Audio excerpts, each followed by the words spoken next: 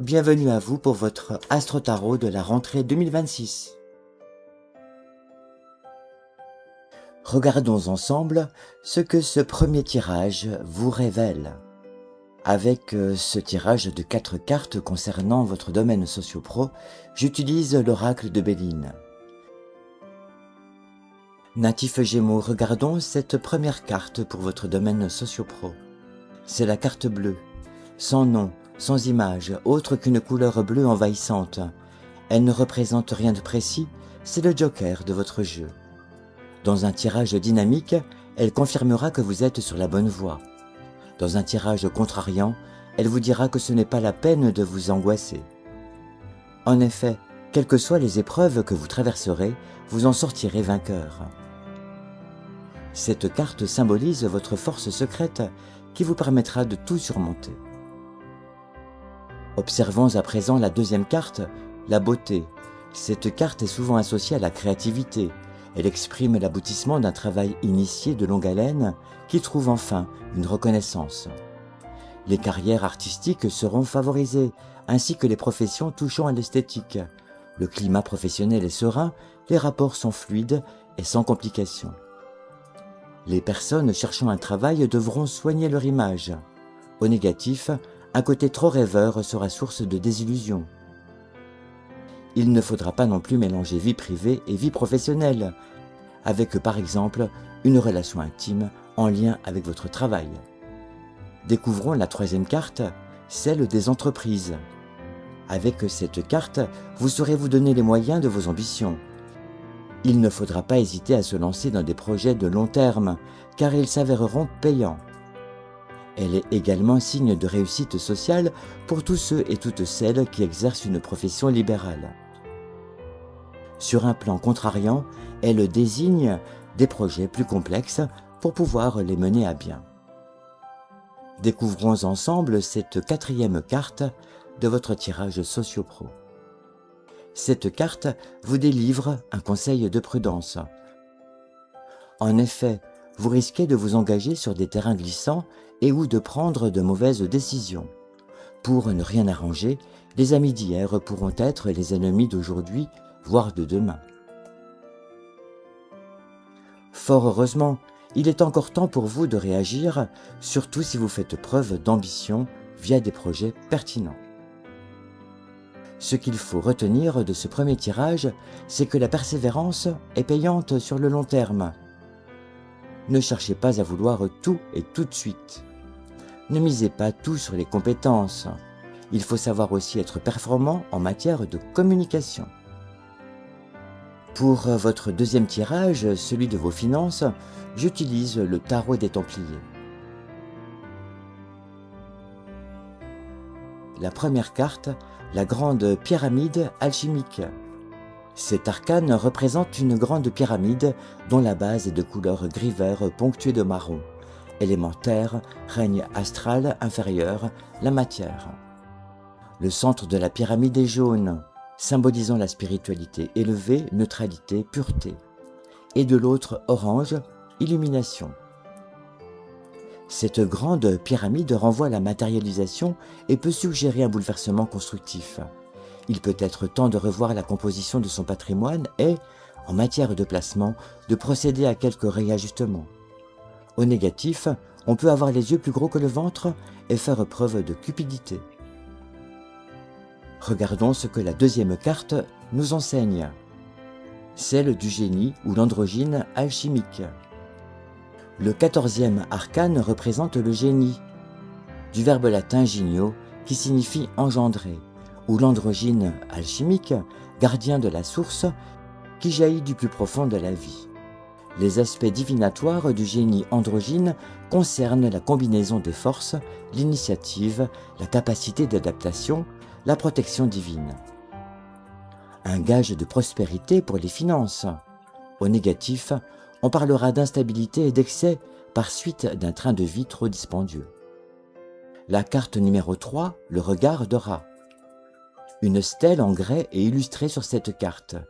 Le symbole de Ra, dieu du soleil égyptien, y est gravé. Il s'agit d'un œil stylisé que l'on retrouve souvent sur les anciens obélisques érigés par les pharaons. Cet arcane exprime un message positif qui renvoie à la gloire, aux honneurs et à la fortune. Le regard de rat annonce de grandes réalisations, la prospérité, l'abondance, les difficultés surmontées, les gains. C'est le moment de solder ses dettes et d'étoffer le matelas de ses économies. En revanche, dans un côté moins positif, le manque de sens pratique sera criant. Vanité et autres superficialités seront également de la partie. Attention au surendettement. La quatrième et dernière carte de ce tirage pour votre domaine financier est le Grand Templier ou le Grand Prêtre des Arcanes. Le Grand Templier, prêtre du Temple, représente le Pape, le médiateur entre le monde visible et le monde invisible. Cette carte est porteuse de protection et sa lumière bénéfique garantit le succès de tous vos projets. C'est le moment de faire preuve de pertinence, mais aussi de pragmatisme avec ses deniers. Ce qu'il faut retenir de ce second tirage, c'est que l'argent est un moyen et non une fin en soi. Certes, il est le nerf de la guerre, mais pour ne pas perdre trop de batailles, il faut faire preuve de discernement et, en matière de dépenses, faire preuve de priorisation. Voici votre troisième tirage, celui de votre domaine sentimental. Et pour cela, j'utilise le tarot égyptien. La première carte de ce tirage est celle des plantes. Cet arcane peut annoncer une promenade, une excursion ou encore des plaisirs et du bien-être liés à la campagne. Le sort récompense toujours par une pluie de bonheur et de chance ceux qui ont su employer généreusement dans un but altruiste leurs propres qualités. Cette lame désigne, en général, une personne tendre, dévouée, affectueuse, sensible à la tendresse et au plaisir. Au négatif, on peut avoir une envie irrationnelle de tout lâcher et de se laisser tenter par la luxure. La deuxième carte de ce tirage est le valet de coupe. Studieux, loyal, réfléchi, le jeune homme désigné par cette carte représente le fils obéissant et dévoué, le fiancé auquel on peut se fier aveuglement. L'aspect sensuel et joyeux de l'existence reste des aspects vers lesquels on a tendance à se diriger. En négatif, derrière une apparence angélique, peut se cacher un libertin invétéré et pas du tout fiable. La troisième carte, celle du jugement. Cet arcane représente une vieille connaissance, la déesse rigoureuse Mate, portant une plume, patronne de la vérité et de la justice. Il n'y a pas de possibilité d'appel face au jugement dernier. On gagne ou on perd. En positif, la chance est de votre côté et vous n'avez rien à craindre. Les choses ne feront que s'améliorer. Un jugement longtemps attendu tournera en votre faveur. En négatif, il s'agira de tromperie, d'injustice. La quatrième et dernière carte pour votre domaine amoureux, ami Gémeaux, est celle du divin.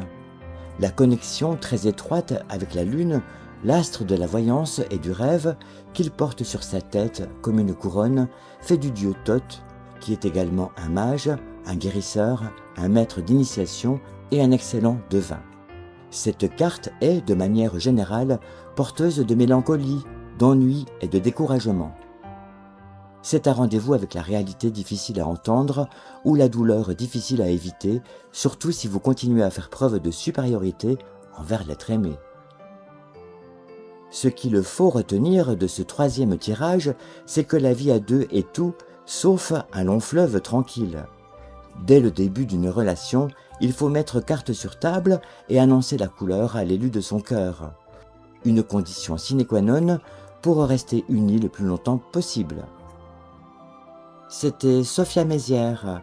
Merci à vous de me suivre de plus en plus nombreux sur les réseaux sociaux. Et n'hésitez pas à me consulter pour votre astro-tarot personnalisé. Belle rentrée à vous.